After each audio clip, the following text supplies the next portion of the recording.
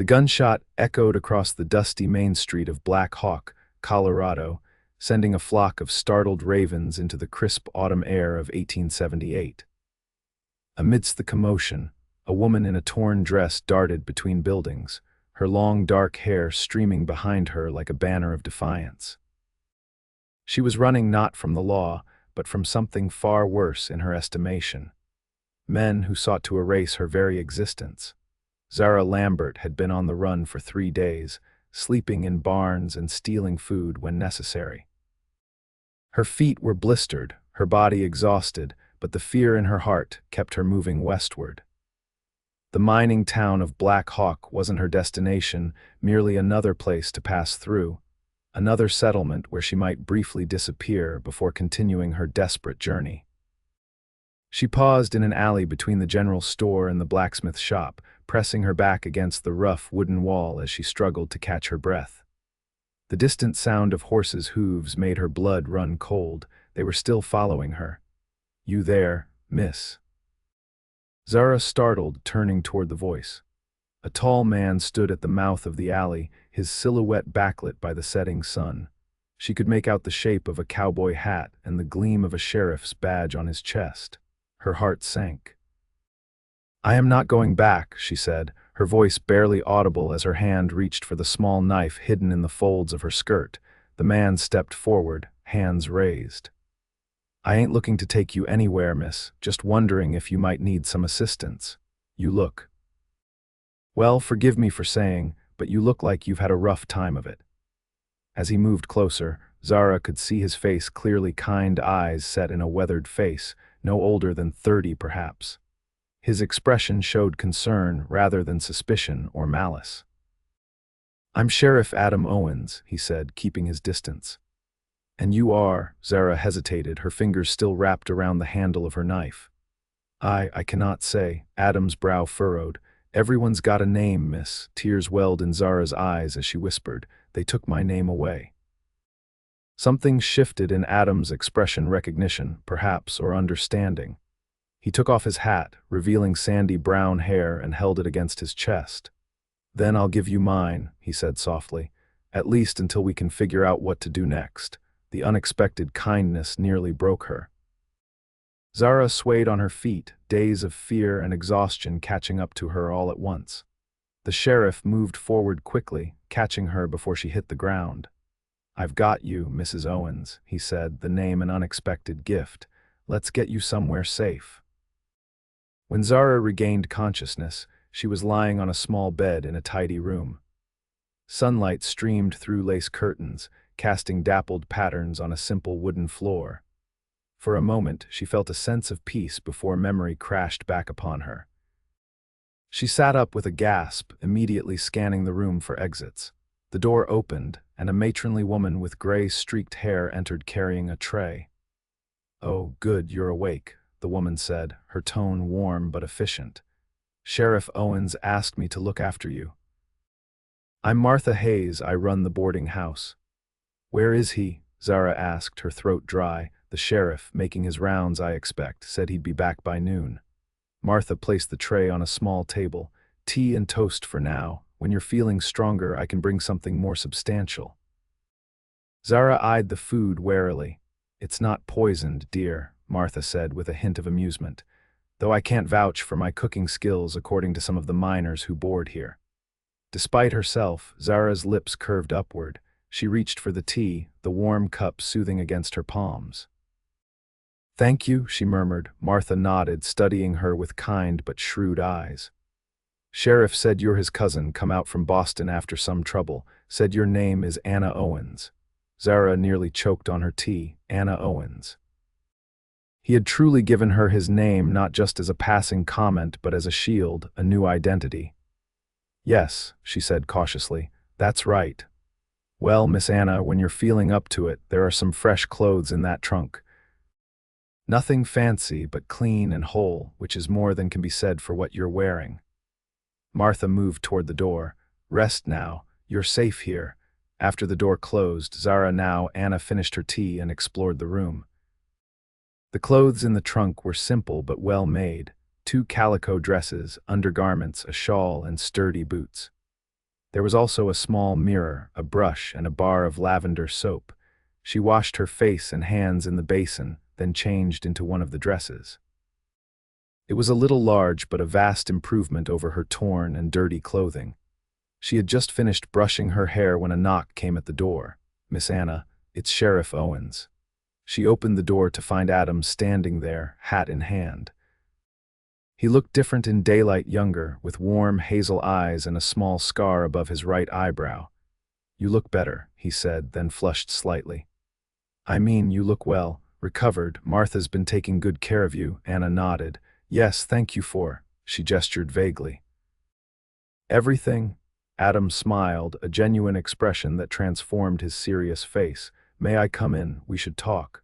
Once inside, he remained standing, turning his hat in his hands.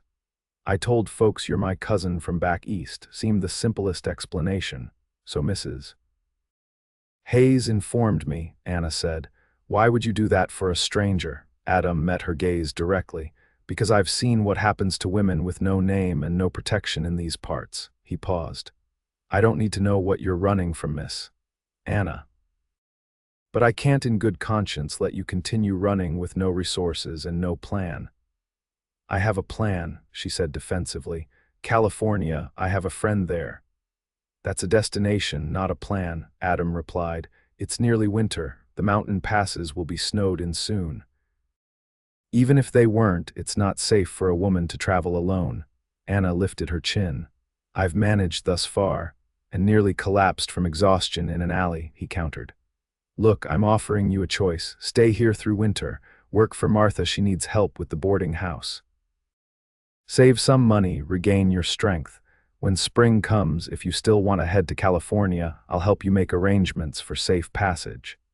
Anna studied his face, looking for deception or ulterior motives, but found only sincere concern. "Why would you help me?" Adam's expression darkened. "Let's just say I've seen enough injustice to last several lifetimes. Some things a man can't stop, but some things he can. This is something I can do."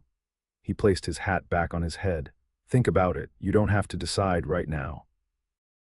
After he left, Anna stood by the window, watching the bustle of the mining town below. Black Hawk was larger than she had initially realized, with a main street lined with businesses, several side streets with houses, and mining operations visible on the surrounding hillsides. It was a place where a person might blend in, especially with the constant flow of miners and prospectors passing through. It could be a place to hide, at least until spring. The next morning, Anna found Martha in the kitchen, kneading bread dough with strong, capable hands. "I would like to accept your offer of employment," Anna said formally. Martha looked up, flour dusting her forearms. "Well, praise be, I was beginning to think I'd have to manage this place myself forever." She smiled. "Sheriff Owens will be pleased. He was quite concerned about you." "He seems a good man," Anna said cautiously. "One of the best," Martha agreed. "Lost his wife and child to fever 5 years back, came out west afterward, couldn't bear to stay in their home without them." She continued kneading. "He doesn't talk about it much, but everyone knows. Makes him more understanding than most, I expect." Anna absorbed this information, the sheriff's kindness taking on new dimensions, a man who understood loss, who had perhaps also run from painful memories. "When can I start?" she asked. "Right now, if you're feeling up to it. Can you cook?" Anna nodded.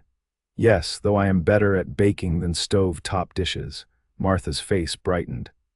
"A baker, the saints have heard my prayers. These miners would sell their claims for decent pie, and my crusts are always tough as saddle leather." For the first time in weeks, Anna felt a genuine smile form. "I make an excellent apple pie." "Then we'll get along famously," Martha declared. "Now let me show you around. We've got 8 permanent boarders and usually 3 or 4 rooms for travelers." The boarding house was a 3-story building with a dining room and kitchen on the first floor, guest rooms on the second, and Martha's quarters and storage on the third. The work was hard but straightforward: cooking, cleaning, laundry, and occasionally tending to minor ailments or mending clothing. The routine was comforting to Anna. Each day had structure, purpose. The boarders were mostly miners' rough men, but respectful enough under Martha's watchful eye. A few traveling salesmen passed through, and occasionally the families of miners would stay while looking for more permanent housing. She saw Sheriff Owens regularly. He took breakfast at the boarding house most mornings, and sometimes dinner if his duties allowed. He never pressed her for information about her past, but treated her with a gentle courtesy that gradually eased her constant state of fear. As weeks passed, Anna settled into her new identity. When introduced to newcomers, she no longer hesitated before responding to Anna. She learned the rhythms of the town, became familiar with the regular customers at the general store, nodded to the wives of miners at church on Sundays. The first snow fell in early November, blanketing Black Hawk in pristine white that quickly turned to muddy slush on the busy streets. Adam stopped by the boarding house that evening, stamping snow from his boots. "Winter's set in early this year," he commented as Anna served him coffee. "How are you finding it?" "Cold," she admitted with a small smile, "but the boarding house is warm." "Martha keeps a good fire," Adam agreed. He hesitated.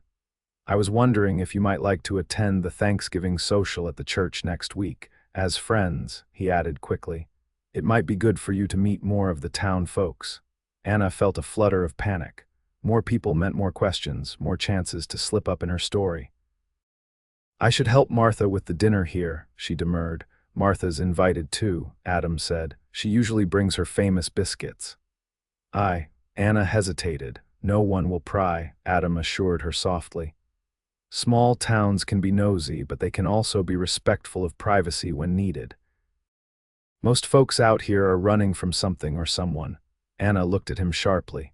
"Is that what you think I'm doing? Running, aren't you?" he asked gently. She turned away, busying herself with wiping down the already clean counter. "Perhaps," she finally admitted, "but with good reason." Adam nodded. "I believe you, and I'll respect your privacy, Anna, but isolation won't help you heal from whatever wounds you're carrying." The use of her borrowed name, spoken with such genuine concern, made her throat tighten with emotion. "I will consider the social," she said. Adam smiled. "That's all I ask." In the end, Anna did attend the Thanksgiving social, walking alongside Martha through the snowy streets to the white-steepled church. The interior was transformed with autumn decorations, dried corn husks, pumpkins, and red maple leaves arranged artfully around the room. Adam found them immediately, his usual sheriff's attire replaced by a clean suit that emphasized the breadth of his shoulders. "Miss Anna, Mrs. Hayes," he greeted them, tipping his hat. "Glad you could make it." The evening passed pleasantly. The food was plentiful, the company cheerful, and to Anna's relief, no one questioned her presence or background. She was simply accepted as Sheriff Owens' cousin from Boston, a newcomer to their community. As the evening wound down, Adam offered to walk them back to the boarding house. The night air was crisp, the sky clear and filled with stars. Martha, citing a twinge in her knee, walked ahead while Adam and Anna followed at a slower pace. "Thank you," Anna said quietly, "for encouraging me to come tonight. It was nice." "You seem to enjoy yourself," Adam observed. "You have a lovely smile, you know, when you allow it to show."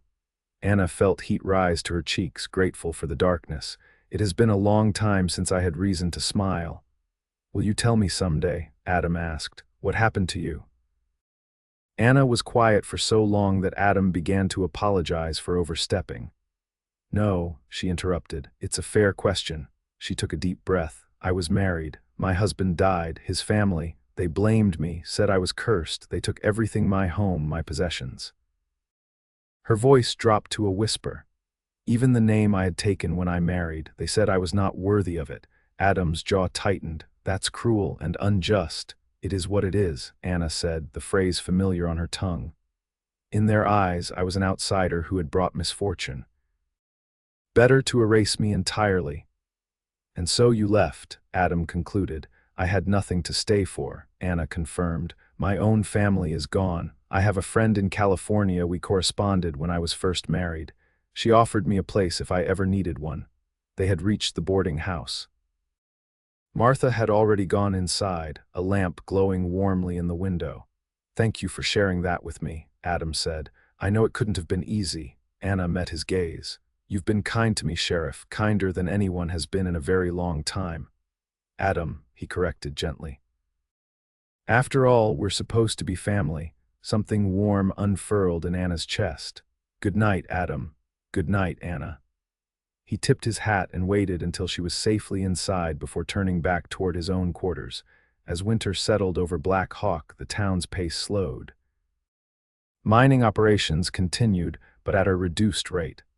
The boarding house remained busy, providing a warm haven for its residents and the occasional traveler brave enough to face the snow-covered passes. Anna's days fell into a comfortable routine. She rose early to help prepare breakfast, spent the mornings cleaning and preparing dinner. And in the afternoons, when chores were caught up, she often read books borrowed from the small town library or worked on sewing projects. Adam visited regularly, sometimes on official business, but often just for coffee and conversation. Anna found herself looking forward to his visits, enjoying his dry humor and thoughtful insights. He never pressed her for more information about her past, accepting what little she had shared. Christmas approached, bringing with it a festive atmosphere despite the harsh weather. The boarding house was decorated with pine boughs and red ribbons. Martha had insisted on a small tree in the corner of the dining room, decorated with paper stars and popcorn strings that Anna had helped the children of one of the boarders create. On Christmas Eve, after the boarders had retired for the night, Martha presented Anna with a small package wrapped in brown paper and tied with a red ribbon. "What's this?" Anna asked, surprised. "Christmas comes but once a year," Martha said with a smile. "Go on, open it." Inside was a beautiful woolen scarf in deep blue. "Martha, it's lovely. Thought the color would suit you," Martha said, pleased. "There's something else." Beneath the scarf was a small leather-bound journal. "For your thoughts," Martha explained. "Sometimes writing them down helps make sense of them." Anna was touched by the thoughtfulness. "Thank you. I have something for you as well." She retrieved a package from her room and presented it to Martha. The older woman unwrapped it to find a hand-sewn apron made from sturdy cotton, embroidered with sprigs of lavender along the pocket. "It's beautiful," Martha exclaimed. "When did you find time to make this?" "In the evenings," Anna admitted. "I wanted to thank you for everything you've done for me." Martha's eyes moistened. "You've been a blessing to this house, Anna. Don't think I haven't noticed how much brighter things are with you here." A knock at the door interrupted their moment. Anna opened it to find Adam standing there, snowflakes dusting his hat and shoulders. "Merry Christmas," he said, smiling. "I hope I'm not intruding." "Not at all," Martha assured him. "Come in before you freeze to death." Adam stomped the snow from his boots and entered, removing his hat. "I brought something for you both." He held out 2 small packages. Martha opened hers first, a tin of imported English tea that made her exclaim with delight. Anna unwrapped her gift more slowly, revealing a small wooden box. Inside, nestled in a bed of cotton, was a silver hairpin topped with a delicate blue flower made of some kind of polished stone. "It's lapis lazuli," Adam explained. "Reminded me of your eyes." Anna stared at the exquisite piece. "It's too much," she whispered. "It's Christmas," Adam said simply. "And you deserve beautiful things." Later, after Adam had departed and Martha had retired for the night, Anna sat alone by the dying fire, the silver hairpin in her palm. It had been so long since anyone had given her something purely because they thought she would enjoy it, with no expectation of anything in return. She ran her fingers over the blue stone flower, thinking of Adam's words. "You deserve beautiful things," did she? After everything that had happened, everything she had lost, could she ever deserve happiness again? The new year arrived with a bitter cold snap that froze the creek solid and kept most of the town indoors. February brought heavy snow that blocked the mountain passes entirely, isolating Black Hawk from the larger settlements down the valley. By March, cabin fever had set in among the townspeople. To boost morale, the town council decided to hold a spring social as soon as the weather permitted. The event would be held in the town hall with music, food, and dancing. "You should wear your hair up," Martha suggested as they discussed the social over breakfast preparation. "Show off that pretty hairpin the sheriff gave you." Anna felt her cheeks warm. "It's not like that between us." Martha gave her a knowing look.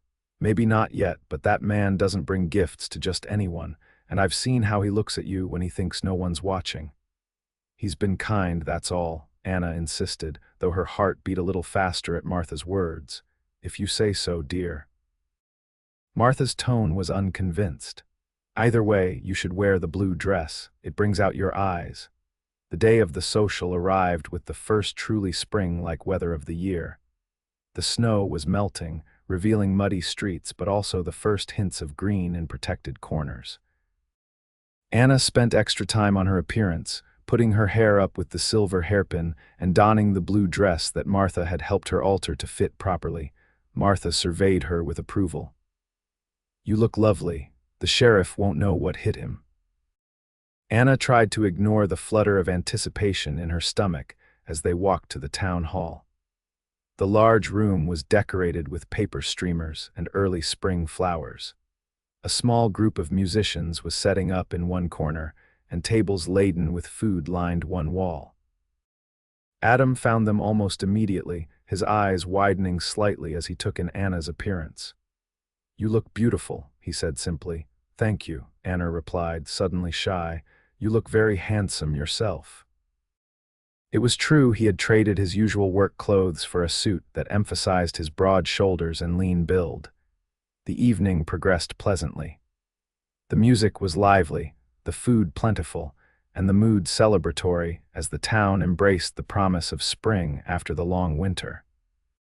Anna danced with several of the boarders and a few other men from town, always returning to where Adam stood watching. "Would you care to dance?" he finally asked, holding out his hand. As they moved together to a slow waltz, Anna was acutely aware of his hand at her waist, the respectful distance he maintained between them, and yet the undeniable connection that seemed to grow stronger each day. "Have you given any more thought to your plans?" Adam asked softly. "Spring is here. The passes will be clear soon." Anna had indeed thought about it, had thought of little else as winter waned. "I'm not sure," she admitted. "My reasons for going to California remain, but, Adam prompted when she didn't continue. Anna met his gaze. "But I have found unexpected happiness here." Something like hope flickered in Adam's eyes. "I'm glad to hear it." The moment was broken by a commotion near the entrance of the hall. People were moving aside as a group of men entered, trail-worn travelers by the look of them, but with an air of purpose that immediately set Anna on edge. One man stepped forward, scanning the room. He was tall, with a neat beard and expensive clothing despite the dust of the trail. Anna's blood ran cold as she recognized him.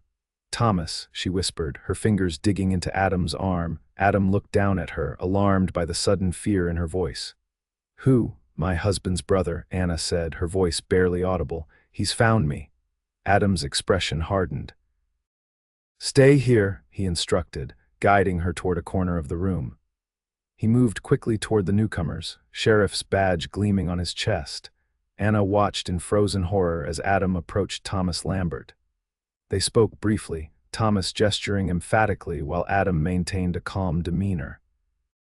Then Thomas's gaze shifted, looking past Adam directly at Anna.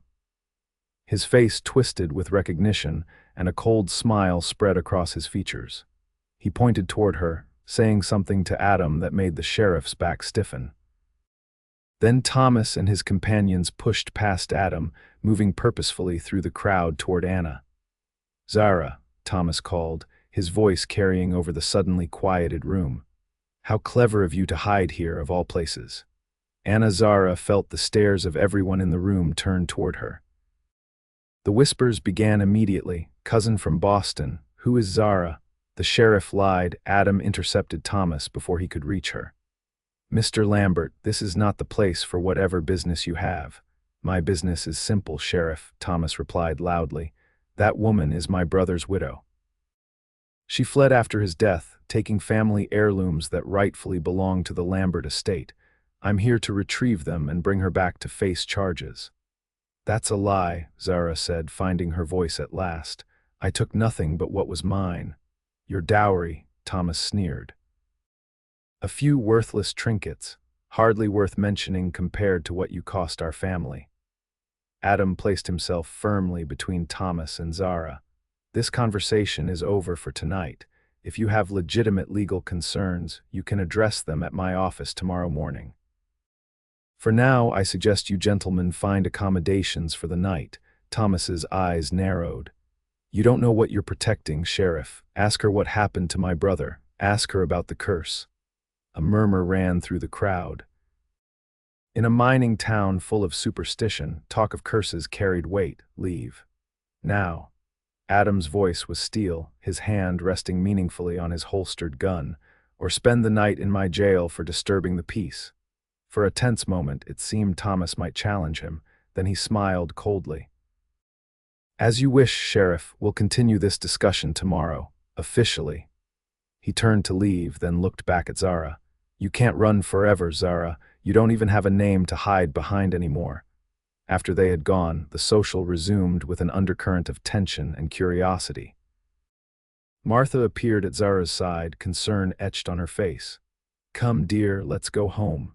Adam joined them outside the town hall. "I'll escort you back," he said, his expression grim. "And then we need to talk." The walk back to the boarding house was silent, the festive mood of earlier completely dissipated. Inside, Martha bustled about making tea while Adam paced the kitchen, tension radiating from him. "Why didn't you tell me your husband's family was pursuing you?" he finally asked. Zara sat at the kitchen table, still wearing her blue dress that now seemed like a costume from a different life. "I didn't know they were. I thought I had covered my tracks." "What did he mean about a curse?" Martha asked, placing cups of tea before them. Zara wrapped her hands around the warm cup. "My husband, William, died of fever 6 months ago. His family, they're superstitious. Old money, but old beliefs too. They decided I brought bad luck because there was a drought that year, and then William fell ill." She shook her head bitterly. "As if I could control the weather or sickness, and the heirlooms he mentioned," Adam asked. "My mother's jewelry," Zara said. "The only things I had left from her. I took them when I left, along with my personal belongings. Everything else, the house, the land, William's possessions, I left behind." She met Adam's gaze directly. "I am not a thief, whatever Thomas claims." Adam studied her face. "I believe you, but he seems determined, and he mentioned charges." "False accusations," Zara insisted. "Thomas wanted William's estate for himself. When William left everything to me in his will, Thomas was furious. He made my life unbearable after the funeral spread rumors, turned the townspeople against me, even tried to have me declared mentally unsound." Martha made a sympathetic noise. "Some men can't stand to see a woman with property or independence." "Exactly," Zara agreed. "When I realized what he was doing, I fled. I knew he would never stop as long as I was there, standing in his way." Adam sat down across from her. "And now he's found you." "Yes," Zara's voice was hollow. "He won't stop until he has what he wants: complete control of the Lambert estate and me discredited or worse." "He can't force you to go with him," Adam said firmly. "You're not accused of any serious crime, and even if you were, there would need to be proper extradition procedures." "Legal proceedings won't stop him," Zara said. "You don't know Thomas. He always gets what he wants, one way or another."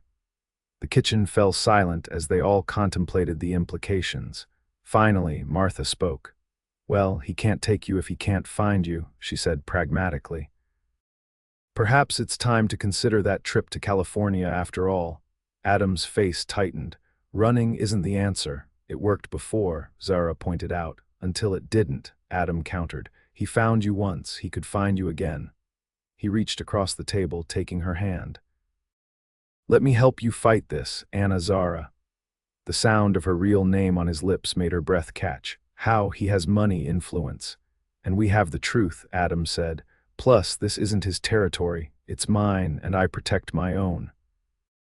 The phrase, my own, hung in the air between them, laden with meaning. Zara found herself unable to look away from his intense gaze. Martha cleared her throat. Well, it's been a long evening, and tomorrow promises to be eventful. I think I'll retire. She gave Zara's shoulder a supportive squeeze as she passed. Whatever you decide, dear, you're not alone. After Martha left, silence settled over the kitchen. Zara stared into her tea, now grown cold. I'm sorry, she finally said, for deceiving you, for bringing trouble to your town.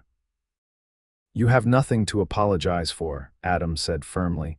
You did what you had to do to survive. He hesitated. I just wish you had trusted me with the whole truth. I was afraid, Zara admitted. Afraid that if you knew everything, you wouldn't want to help me. Afraid that you would think, like Thomas, that there must be some truth to the accusations. I know you better than that, Adam said softly. These months together I've seen your character, your heart. Whatever happened in your past, I know you're a good person, Zara. The use of her real name again brought tears to her eyes. It's strange to hear it spoken kindly, she whispered. For so long, it's been a name associated with shame and accusations. It's a beautiful name, Adam said. It suits you. He reached out, gently touching the hairpin in her upswept hair. But I meant what I said back when we first met. My name is yours if you want it. Zara's heart thundered in her chest. What are you saying? Adam took her hands in his. I'm saying that I care for you deeply.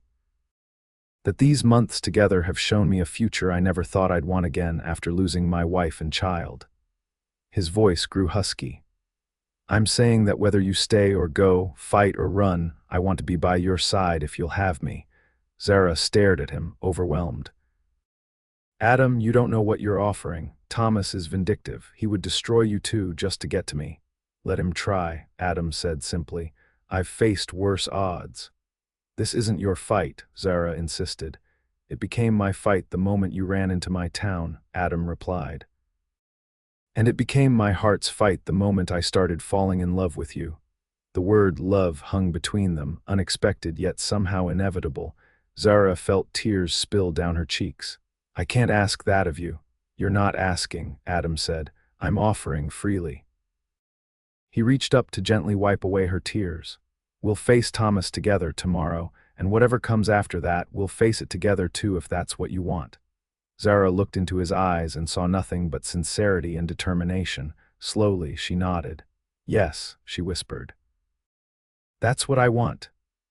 Adam's smile was like the sun breaking through clouds. He leaned forward, hesitating a breath away from her lips.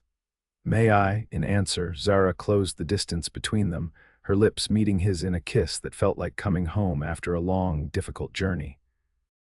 His arms encircled her, strong and secure, promising protection and partnership in equal measure. When they finally parted, Adam rested his forehead against hers. Rest tonight. Tomorrow we stand our ground. Morning arrived all too quickly.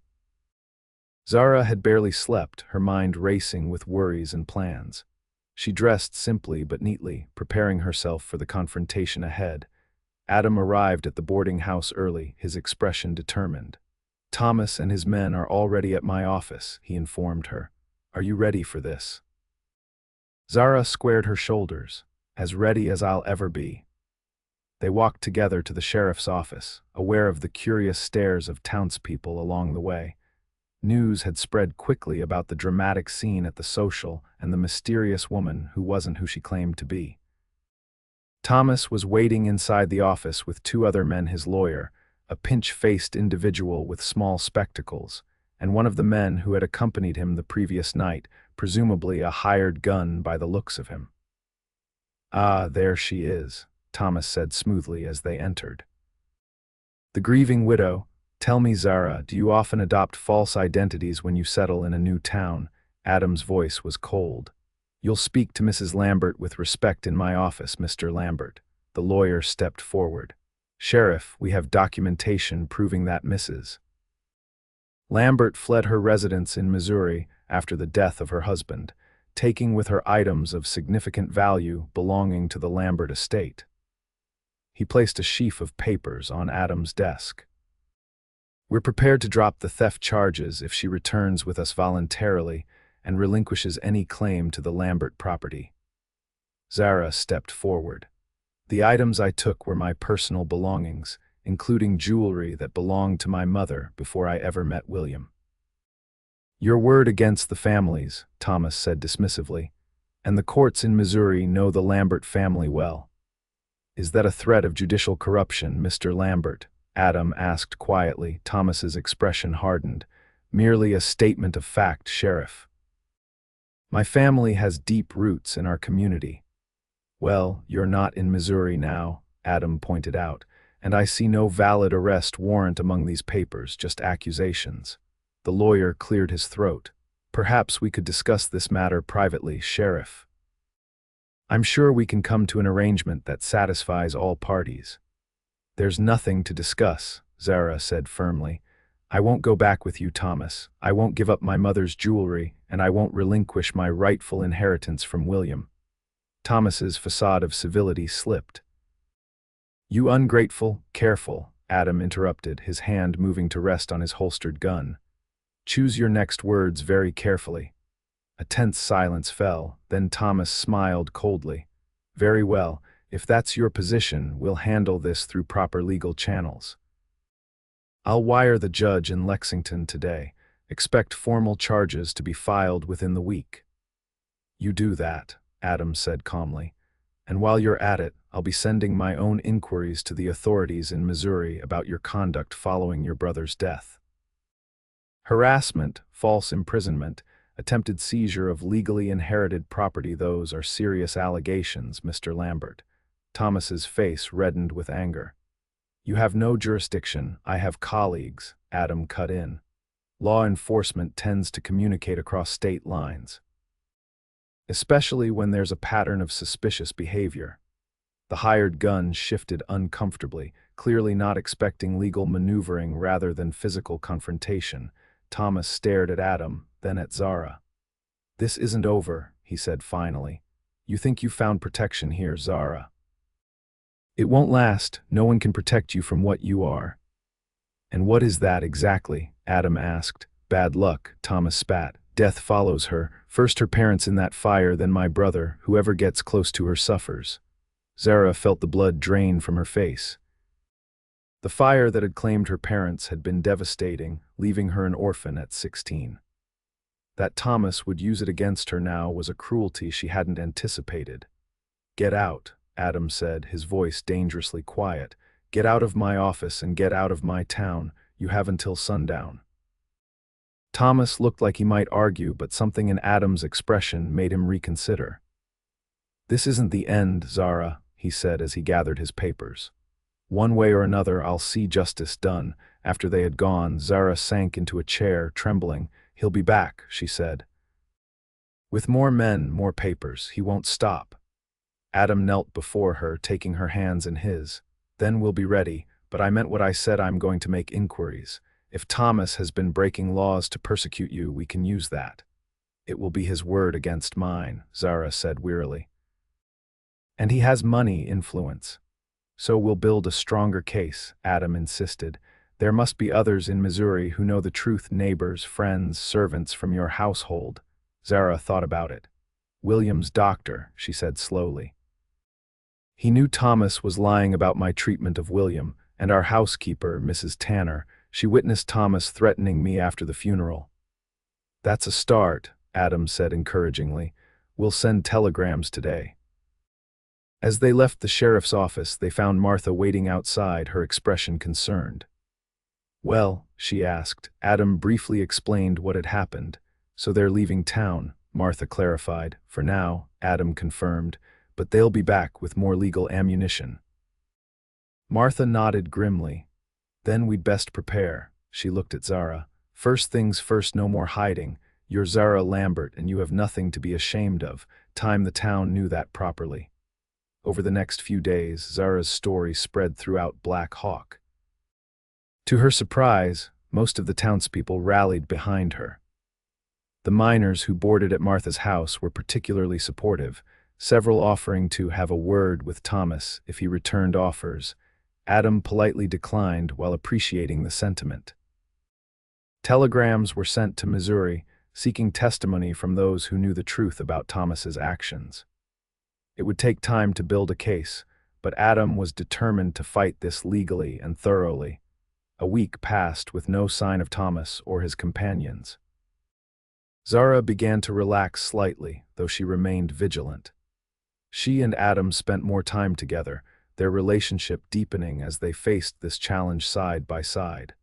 One evening, as they walked along the creek that ran behind the town, Adam turned to her. "I've been thinking," he said, "about what happens after we resolve this situation with Thomas." Zara looked up at him, the setting sun painting his features in warm gold.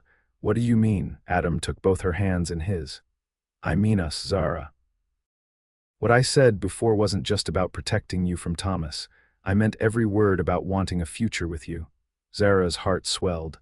"I want that too," she admitted, "more than I ever thought possible after William died." "Then marry me," Adam said simply.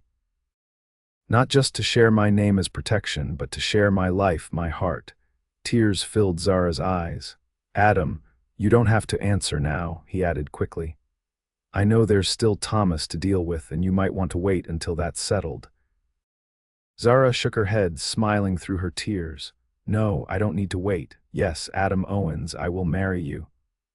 Adam's face lit up with joy. He pulled her into his arms, kissing her with a passion that left them both breathless. When they finally parted, he rested his forehead against hers. "I promise to protect you, to honor you, and to love you for all of my days." "And I promise the same," Zara whispered. "You gave me your name when I had none. Now I'll give you my heart in return." The first response to their telegrams arrived 3 days later, a message from William's doctor confirming that Thomas had pressured him to declare Zara unstable following William's death, a request the doctor had refused. It was a small victory, but an important one. More testimonies followed. The housekeeper, Mrs. Tanner, sent a detailed account of Thomas's behavior after the funeral, including his threats and attempts to isolate Zara.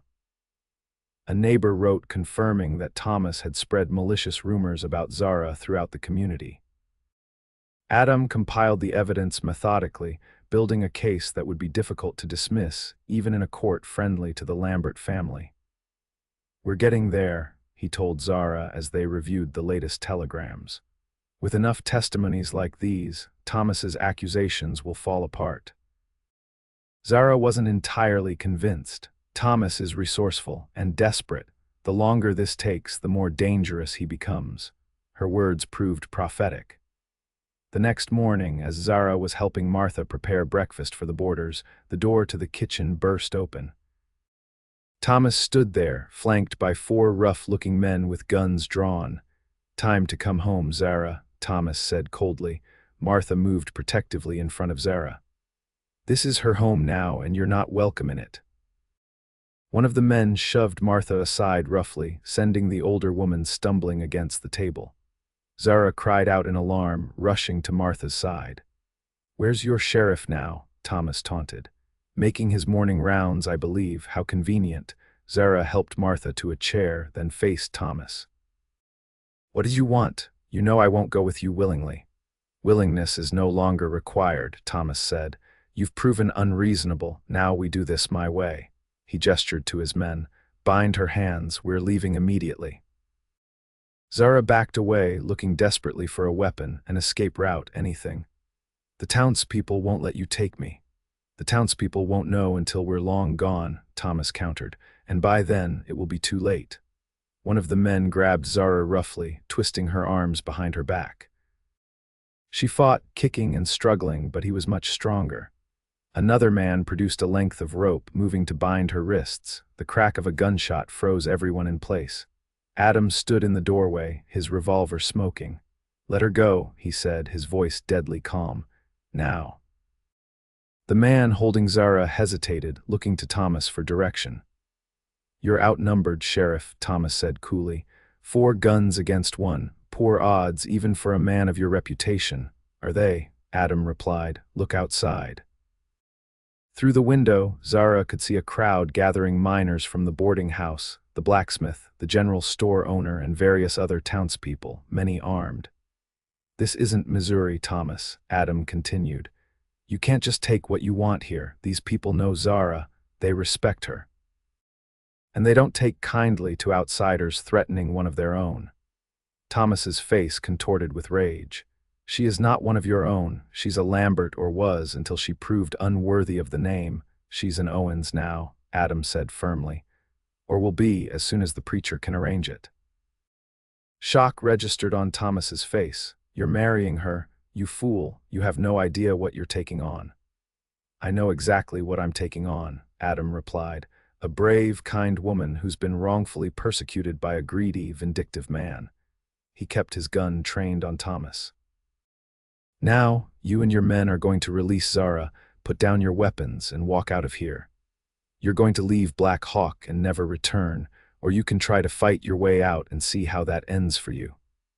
The man holding Zara looked nervously at the growing crowd outside. Slowly he released her and stepped back. Thomas wasn't ready to concede. "This changes nothing. She's still a thief, still. We have testimonies," Adam interrupted. "From William's doctor, from your housekeeper, from your neighbors. All confirming that you've been persecuting Zara out of greed, not justice." He stepped forward. "It's over, Thomas. You've lost." For a moment it seemed Thomas might order his men to fight anyway. Then his shoulders sagged, defeat etching itself on his features. "Keep her then," he spat. "Keep her and whatever curse she brings with her." "The only curse in her life was you," Adam replied, "and that ends today." Thomas and his men filed out of the boarding house under the watchful eyes of the townspeople.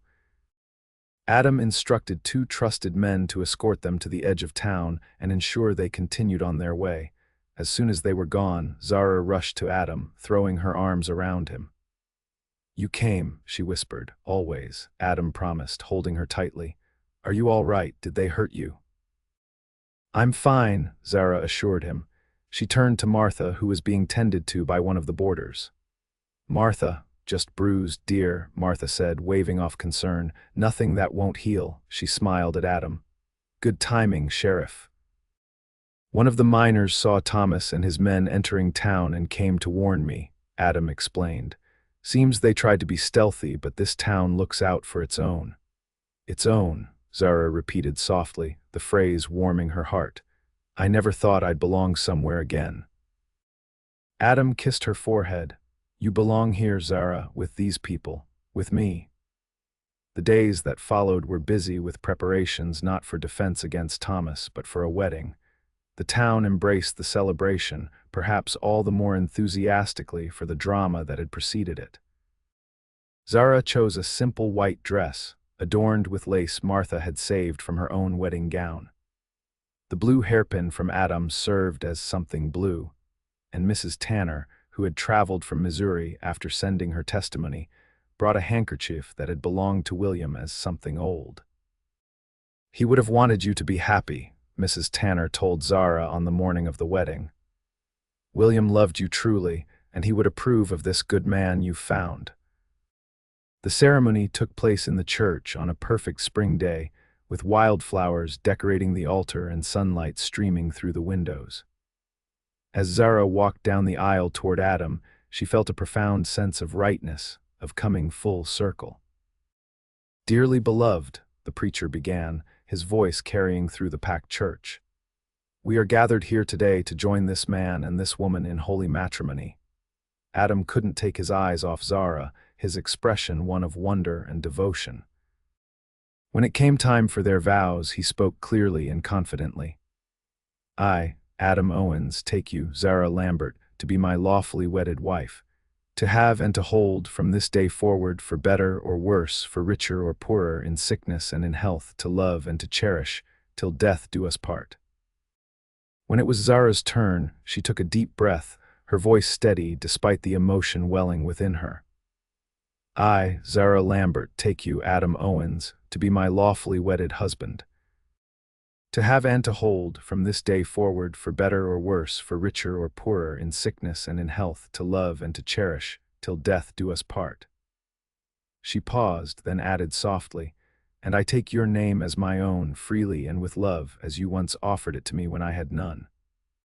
Adam's eyes glistened with unshed tears. He squeezed her hands gently, a silent acknowledgement of the journey that had brought them to this moment.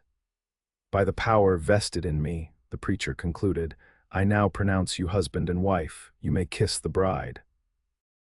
Adam drew Zara into his arms, his kiss a promise of the life they would build together. The church erupted in cheers and applause, the celebration of a town for two people who had found each other against all odds. The reception was held in the town hall, transformed now for joy rather than the confrontation that had occurred there weeks before.